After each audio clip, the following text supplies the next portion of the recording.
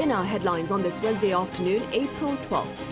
Korea witnesses a substantial growth in overall employment in March, with senior workers noting a remarkable expansion in job opportunities, but their younger counterparts seeing declines. Meanwhile, China has been choking on severe yellow dust that has now taken over skies here in South Korea, prompting authorities to raise the alert level to caution for the public. And Korea's Jikji, the world's oldest surviving book printed with movable metal type, is on public display for the first time in 50 years starting Wednesday, local time, over in France.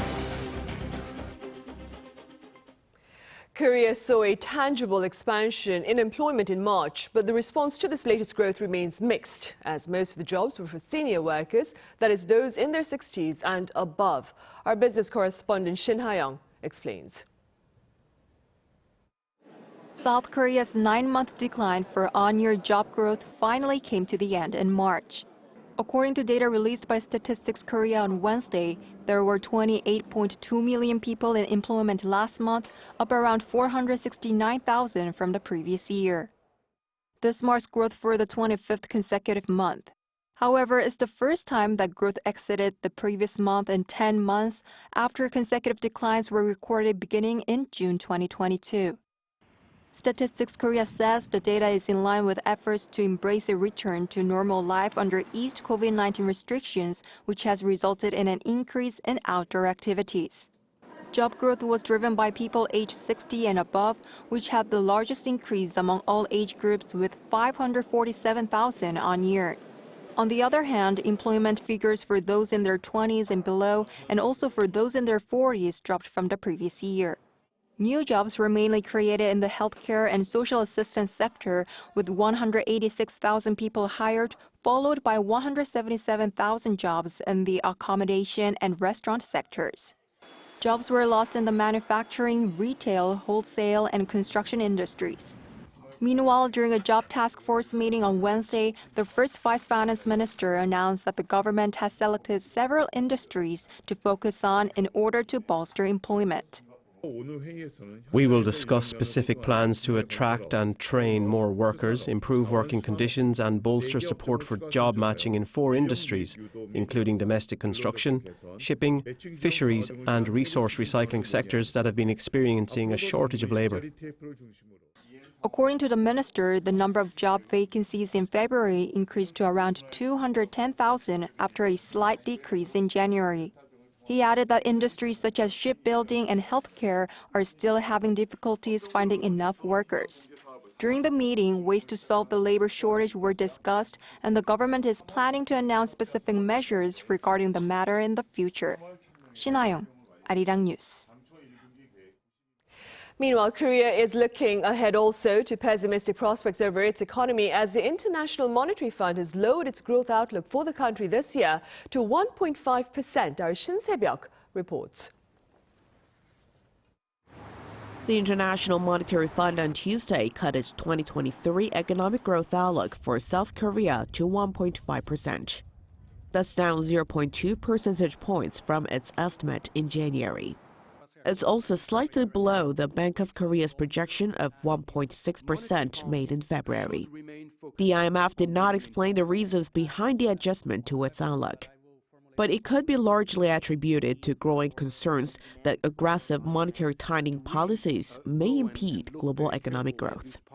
In fact, earlier in the day, the BOK froze its key interest rate at 3.5% for the second time straight due to growing concerns over an economic slowdown.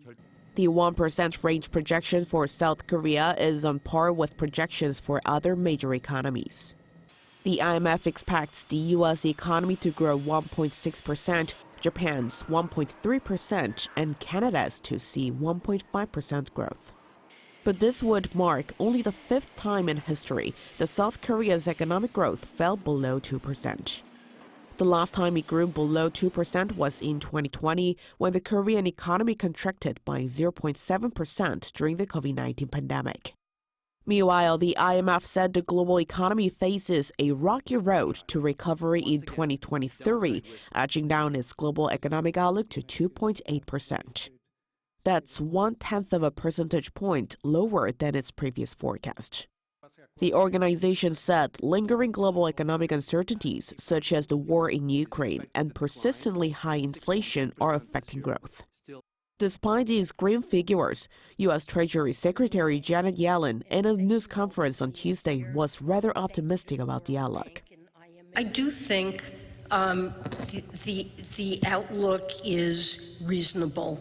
It's certainly stronger, brighter than the last time we had the annual meetings in October. I wouldn't overdo the negativism about the global economy.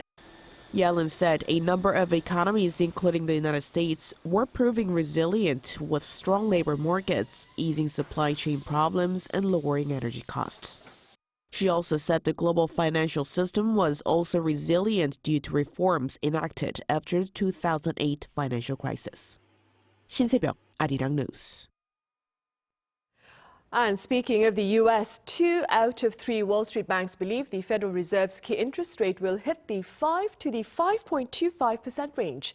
Now, this is according to a recent survey of 12 U.S.-based investment banks conducted by the Bank of Korea's New York office.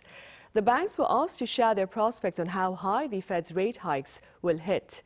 Now, 8 of the 12 predicted that the rate will reach the 5 to the 5.25% range amid the ripple effects of the recent U.S. bank failures. Last month, in response to the same question, only 3 of the banks predicted this relatively lower range, with most forecasting a higher range of 5.5 to 5.75%. China has been surrendering to severe sandstorms in recent days, and they're now also spreading to South Korea, turning skies here yellow and air quality poor. In fact, authorities here in the country have raised their alert level to the second highest on their 4-tier system, calling for public caution. Our Ising-jae has more. Yellow dust covered Beijing and other parts of China on Monday and Tuesday, with sand even piling up on streets, making it difficult for cars to pass. The yellow dust, which originated from Inner Mongolia, quickly spread to 18 regions in China, including Shanghai and Tianjin, on strong northwest winds. This is the 5th time that the country has experienced such extreme levels of yellow dust this year. China's Forestry Science Research Institute analyzed that yellow dust is appearing more often due to low rainfall in the region this year. And this is bad news for South Korea, which will see significant levels of yellow dust also flow into the country on Wednesday. During a press briefing on Tuesday, Prime Minister Han Duck-soo said the highest level of yellow dust so far this year is expected to hit the country. He advised that the elderly and people with respiratory conditions refrain from going outside, but should wear a mask if they do so. At the same time, Prime Minister Han ordered related ministries and local governments to promptly inform the public of the current situation and thoroughly implement safety measures according to the Yellow Dust Response Manual.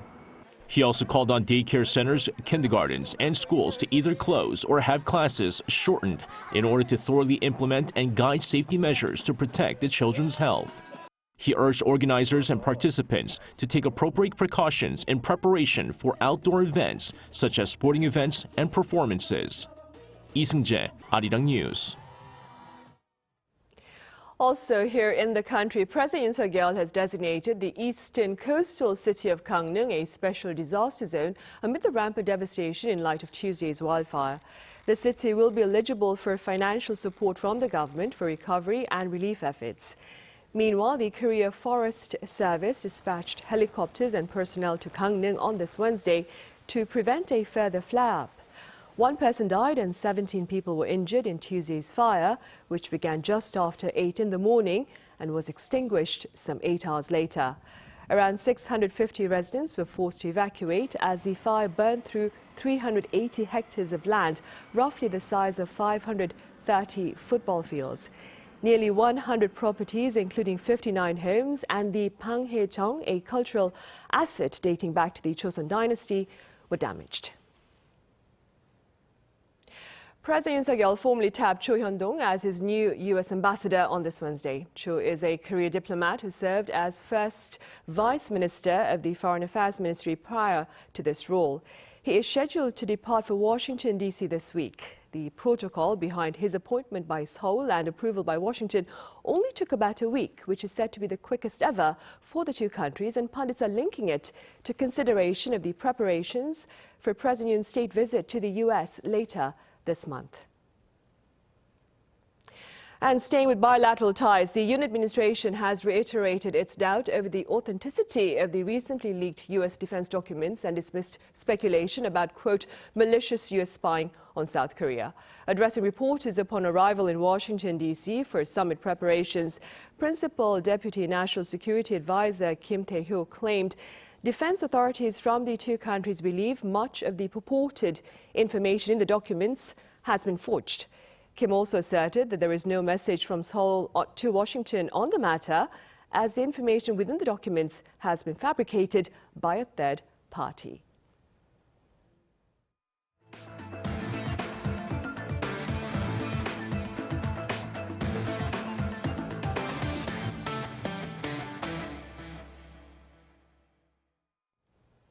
For the first time in half a century, a Korean literary treasure, the Jikji book, is on public display over in Paris as part of a broader showcase on the history of printing technology. Our culture correspondent Song Yoo-jin reports. The world's oldest surviving book made using movable metal printing is about to meet the public again. Korea's Jikji 심체요절, a UNESCO memory of the World Heritage, will be shown to the public for the first time in 50 years. It'll be on display at the National Library of France from Wednesday local time as part of an exhibition on the history of printing. The book contains the teachings of great Buddhist priests. For the display, it has been opened on a page about non-duality, one of the key beliefs of Buddhism. The essence of non-dualism is that two things that seem separate from one another, such as good and evil, are in fact not separate at all. Jikji's history dates all the way back to the 14th century. The book was printed at the Heungdeok Temple in Chungcheongbuk-do Province's Cheongju City in 1377 during the Goryeo dynasty. That's 78 years before the Gutenberg Bible, the first complete book to be printed on movable metal type in Europe. In the late 19th century, Jikji was moved to France by then charge d'affaires of the French embassy in Seoul. In 1911, it was purchased by a French art collector through an auction.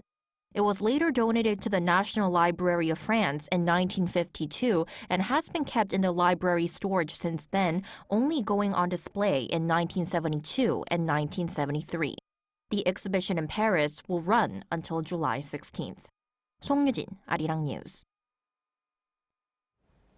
South Korea has joined the global race to prove that nuclear fusion can become a reliable source of clean energy starting from the second half of this century. Our Yoon has more on this ambitious endeavor. The Korea Superconducting Tokamak Advanced Research, or KSTAR, aims to make nuclear fusion power a reality. It uses magnetic fields to generate and stabilize ultra-hot plasma. Its success in maintaining the high-temperature plasma for more than 20 seconds was announced back in 2020, but the feat wasn't officially published until September 2022 after being peer-reviewed. During that time, the KSTAR team broke their own record, managing in 2021 to maintain plasma for 30 seconds at 100 million degrees Celsius. That's 7 times the temperature of the sun, hence its nickname, the artificial sun. This year, the Korea Institute of Fusion Energy now aims to maintain 100 million degrees Celsius for more than 50 seconds, with the ultimate goal of reaching 300 seconds by 2026. If we can reach 50 seconds this year, the technology will only improve from there. We're expecting to go through big changes this year. International competition to create fusion power for the future of clean and limitless energy is intensifying. But at the same time, the countries are also collaborating through ITER, the world's largest fusion experiment to build and operate the International Thermonuclear Experimental Reactor. South Korea joined the 35-nation ITER consortium in late 2006, which also includes the European Union, the United States, Russia, China, Japan, and India. Meanwhile, South Korea has announced that it has begun preparations to build a nuclear fusion reactor before 2035, which is when ITER is expected to begin operations. After testing its capacity for producing electric power, the government aims to complete the reactor plant by 2040. South Korea's first fusion reactor will have a capacity of 500 megawatts. The remaining time is to secure the technology. If the reactor is constructed as planned, it will begin operations around 2050. Nuclear fusion energy is the future of clean energy, as it doesn't emit carbon dioxide, nor does it produce long-lasting nuclear waste. And its main fuel is abundant and accessible, as it can be easily extracted from seawater. With this technology to change the paradigm of global energy, South Korea hopes to lead the commercialization of fusion energy. Yoon, Arirang News. Meanwhile, on the medical front, the latest local campaign against cancer revolves around the task of reversing lung cancer cells to a treatable phase. Our Cho Sang-min explains. Lung cancer was the #1 cause of death among all cancer patients in South Korea in 2021, according to a government report. If detected early, lung cancer can be fully cured. But the survival rate plummets to 9% once the cancer spreads to other organs. To increase the survival rate, a South Korean research team has developed new technology that potentially enhances how the disease is treated. It's based on reversing cancerous cells into a condition where they can be treated. Before this technology was developed, cancerous cells or tumors in their early stages were not treatable with existing medication. And when they deteriorate, they spread to other parts of the body. The scientists used computer simulations to analyze lung cancer genes and discovered 3 key genes that can be reverted back to the non-spreading phase, which makes them treatable. By inputting components of the lung cancer cells with the ability to spread to other organs into a computer simulation, we found the genetic combinations that can switch the cells back to the stage stripped of metastasis. In addition, this method doesn't just apply to lung cancer. The researchers said the discovery is meaningful in that it paves the way for a new method to treat the disease. Because this treatment method involves changing the cancer cells' characteristics, not killing them, it has a minimal effect on the normal cells. It's a new concept of treatment that's like safely treating diabetes or high blood pressure and maintaining health for a long time. The team plans to commercialize this technology with a local bio company. They expect to carry out a clinical trial on people in the next 5 to 6 years. Cho Sang-min, Arirang News.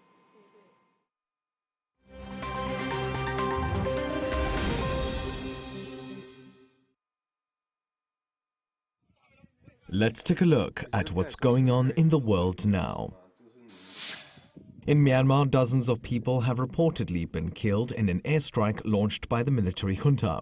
According to the country's government in exile, the National Unity Government, roughly 100 people, including women and children, were killed in the village of Pajigi on Tuesday local time. Other reports put the death toll closer to 50. According to eyewitnesses, a military jet dropped a bomb on people that had gathered for the opening of a new facility built by the military government's opponents. A gunship helicopter then reportedly attacked the village for 20 minutes. Myanmar's military government has not commented on the allegations. Meanwhile, in Russia, day turned to night for some residents in the far eastern Kamchatka region when a volcano erupted, spewing ash as high as 20 kilometers into the sky.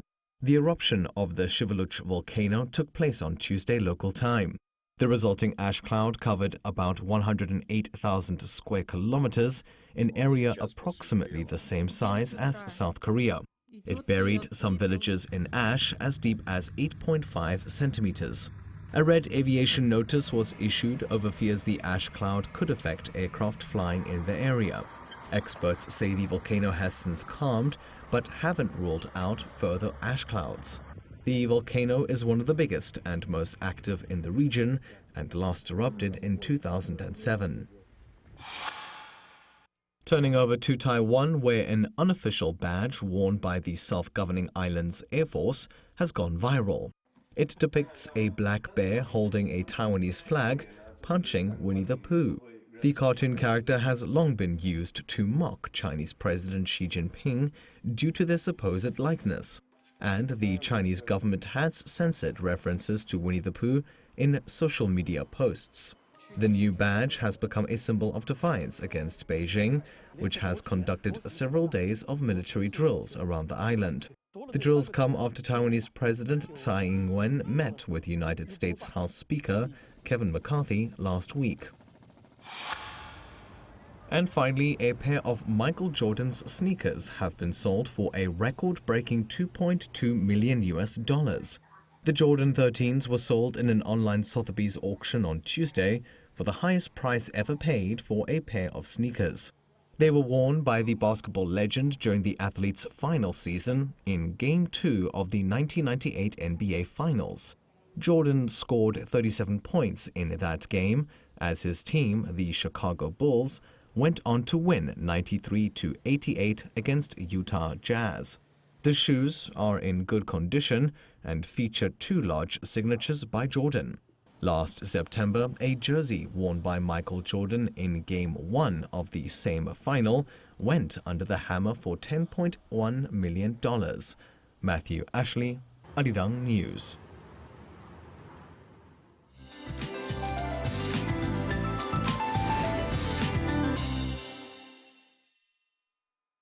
Good afternoon. Avoid spending time outdoors today. The entire country is seeing unbearably high levels of dust, with dust alerts issued in most parts of the country, with levels that are 7 times higher than normal in the capital area.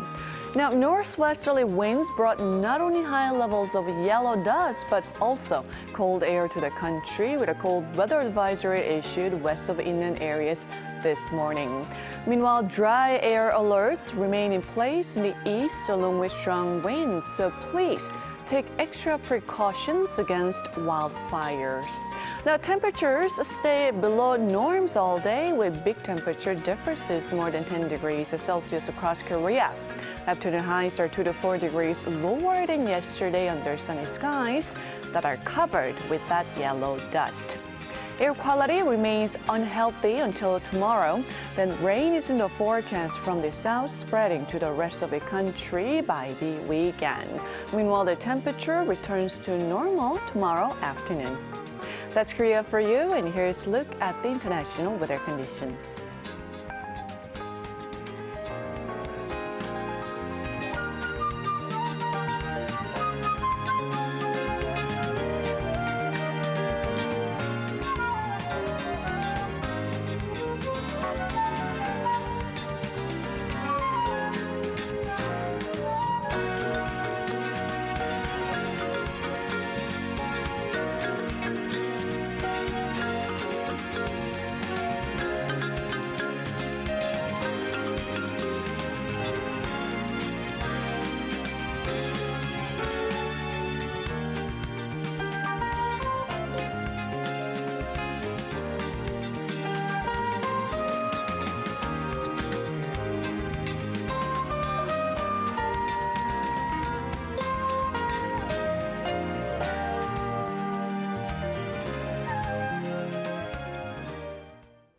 And those are the headlines at this hour here in South Korea. But do stay with us for our daily panel session coming up right after this break. Thank you for now.